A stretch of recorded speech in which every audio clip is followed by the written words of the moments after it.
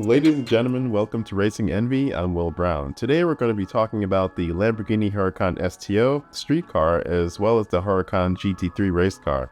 We'll talk numbers, some fun facts on the road car as well as the race car, and some features that both cars share. But first, let's start out with the engine stats.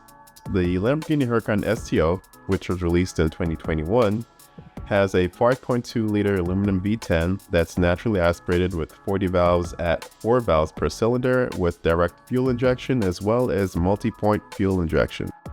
The engine is matted to a 7-speed LDF gearbox, which is the Lamborghini Doppia Frizione, or dual clutch gearbox. The car puts down power via rear-wheel drive. The power number for the Lamborghini Huracan STO are 631 horsepower with 417 pounds-feet of torque, and it can reach from 0 to 60 in a breathtaking 2.6 seconds and holds its own in a drag race to a quarter mile in a very respectable 10.5 seconds.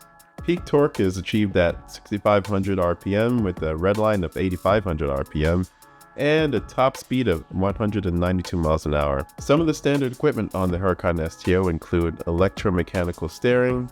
For driver input, suspension components include front control arms and rear control arms with magnetic rheological suspension, massive 15.4-inch carbon ceramic front brakes, and vented and cross-railed rotors, as well as 4.2-inch carbon ceramic rear brakes with vented and cross-railed rotors. It comes with Bridgestone Potenza sport tires from the factory, measuring in at 245/30/20 in the front and 305/30/20 in the rear.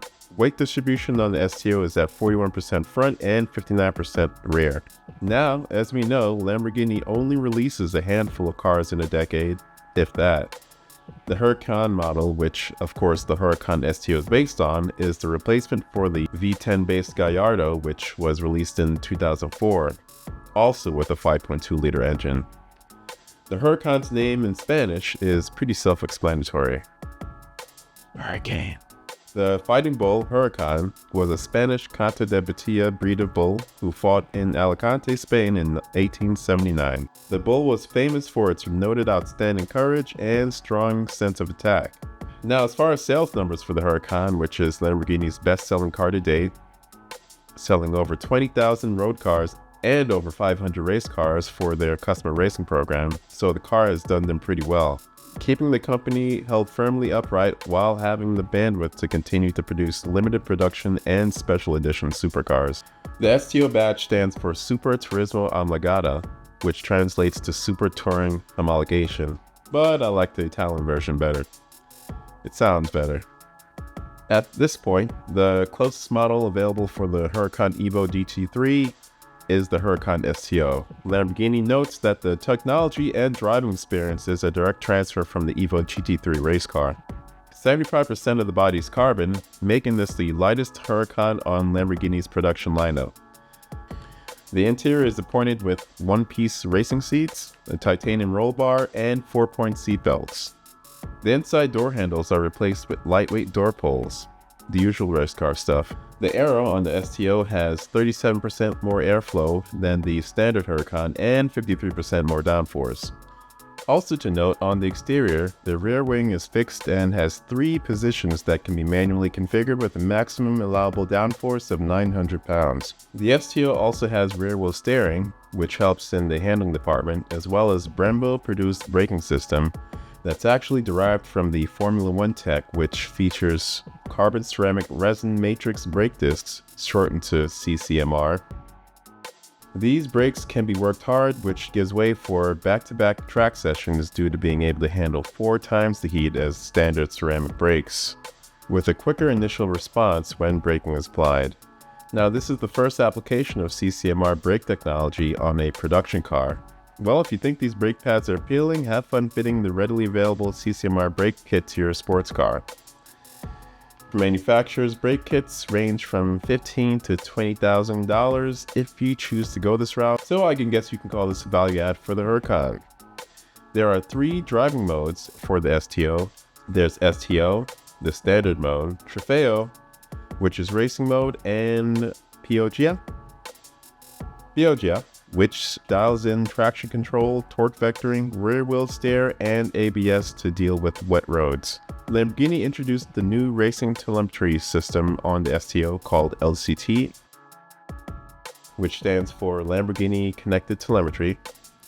The system syncs up with the app on your smartphone to provide historical data logging of race performance stats for acceleration, braking, speeds, and times for review, as well as stores complete track sessions on your phone. Now, there is some crossover with the Huracan STO as well as other Huracans in the Lamborghini lineup due to the parent company Volkswagen. Volkswagen's Modular Sports System, or MSS, is the platform that Volkswagen uses for high-performance vehicles that utilize mid-engine layouts. In this case, the MSS chassis is used and shared with the Audi R8 and the Huracan. Next, we'll move on to the Lamborghini Huracan GT3, which was produced from 2015 to the current time of this video, as we're all expecting Lamborghini to announce their next plans for a GT3 factory racing program within the next couple of years. Now, the current variant of the Huracan race car. The Huracan GT3 Evo 2 produces approximately 600 horsepower. The GT3 Evo 2's dimensions and differences from the factory car, which in this case will compare to against the STO. GT3 Evo has a 6-speed sequential gearbox by HOR, pneumatically controlled to help reduce the driver's fatigue when shifting gears during a race. 3-disc racing clutch, which is hydraulically controlled with paddles on the steering wheel and features a lightweight flywheel. For the GT3 to STO body comparison, the GT3 is a 1/4 inch longer than the road car and 239 pounds less than the road car. The GT3 also has carbon composite external panels with quick fixing panel fastener system for a quick change of damaged body panels if needed.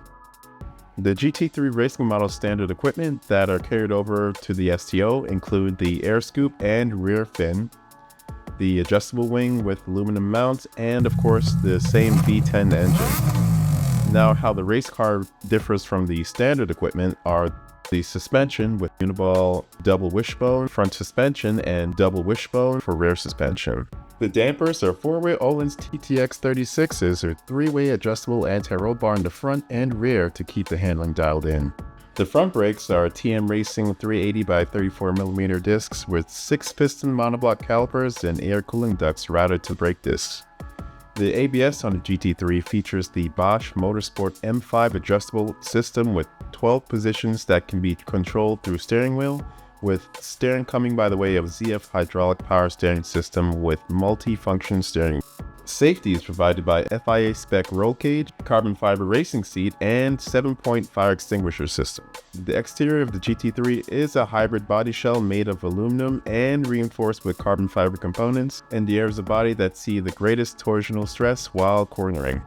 Now, the roll cage extends all the way to the rear of the car, which further increases the chassis stiffness. The aero for the Huracan GT3 was developed together with Lamborghini and Dallara Engineering, with the direct support of the legendary designer himself, Gianpaolo Dallara. The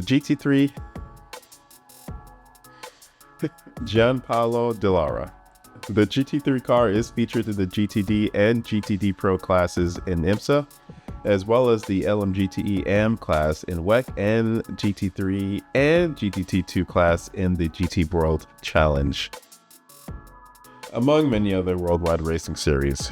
Not to exclude Lamborghini's own Super Trofeo racing series, in which the model featured in the series has different bodywork, aero, tires, wheels, weight than the GT3 base car, though the horsepower remains close to the GT3 variant. Hey, if you're Lamborghini, why not do this? Well, thank you for watching Racing Envy. Don't forget to like and subscribe, and thank you for watching. See you at the track.